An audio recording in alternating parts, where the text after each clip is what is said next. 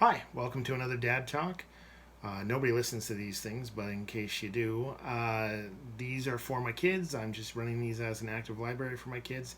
Anybody else in the YouTube community gets any kind of benefit of these little talks or surrogate dad talks, that's great. It's awesome. I hope you have some value in them, but don't get it twisted. This is for my kids.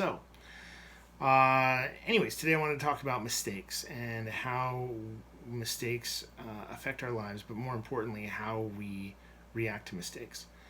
To be clear, I have every expectation, Madison Mason, that you're going to make mistakes. Not only do I have an expectation, I look forward to you making mistakes because those mistakes are learning opportunities. You guys know I've drummed it in your heads over the years.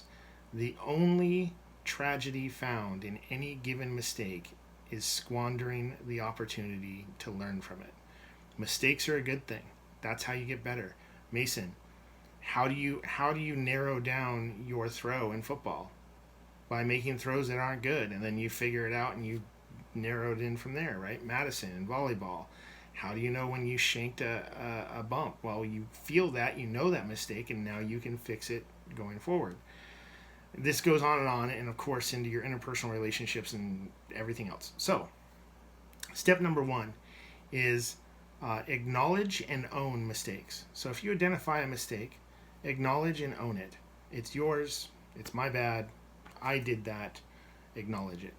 Absolutely nobody on this planet will give you bonus points or give you appreciation for trying to duck and weave and dodge your way out of a mistake. I'm just being real with you. Even if somebody says something otherwise, 99% of the time people see right through that and they don't appreciate it. What they do appreciate, though, is honest, candid ownership. You can just simply say, yep, that was me. I did that. My bad. Right? Second thing you need to do is you need to offer remediation. So, I now acknowledge this mistake. I own it, right? Here's what I think I'm going to do. I think I'm going to fix it by X. I'm going to fix it by changing the position of my arm. I'm going to fix it by changing my position on the court. I'm just using sports because that's the easiest thing, but you get the idea. And then the third step is the learning process and remediation going forward. So learning from that mistake and trying not to necessarily replicate that mistake again and again. You do not want to be stuck in a cycle where you're just making the same mistake again and again and again. Number one, it's a bad reputation to carry. Number two, you are then officially squandering the opportunity to learn from it. So these are the steps that I would recommend you take if you find yourself making a mistake.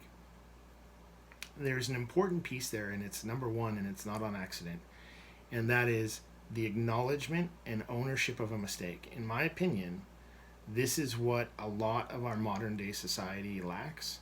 Is everybody wants to be a politician. Everybody wants to duck and weave and dodge, right? And not own it. And the ironic thing is because now this society has been so trained to expect that, people are actually blown away now by candid honesty, which can absolutely be your secret weapon in building and galvanizing strong relationships with people.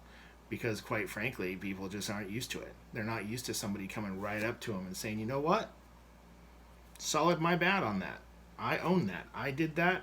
That was my fault. That was my bad. Let me try to fix it, and let me try to make it so that it's not going to happen again. Right? That's the condensed, boiled down version. You'll find that this is amazingly effective in your personal life. Drama with you and friends, whatever, it's going to happen. It's amazingly effective in your married life. Your mom and I have a very open and honest, candid relationship where we talk to each other without any kind of veils of deception, right? And then on top of all that, you're going to definitely find this to be very, very effective, depending upon your line of work, of course, but it's going to be very effective in your professional life as well, especially if you're in any kind of client services game or anything like that. People really, really appreciate honesty. And the reason why they appreciate it is it's a rare commodity in today's day and age. So obviously with tact, with precision, you can deliver messages, but deliver them with earnest honesty and humility and be respected for it, much more so than delivering the most polished, political white lie spin in the world, right? So acknowledge and own is the number one thing I would recommend you should do with regards to any kind of mistakes you make. Acknowledge it and own it. Don't pretend it doesn't exist.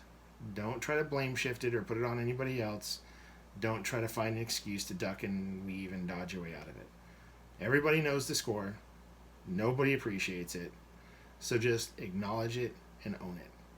So, anywho, that's pretty much all I have. It's a real short, simple one.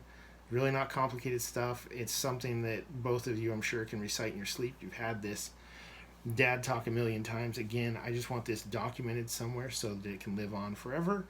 And who knows? Maybe you'll be 45, 50 years old. I'm currently 44. Maybe you'll be 44 years old and you'll be at a crossroads in your life and you need some dad advice. Maybe I'm not around. Hopefully I am. And you can watch this video and maybe it'll help you get you through something. And if that's the case, that'd be pretty awesome. So, Madison Mason, this is your dad, and I love you.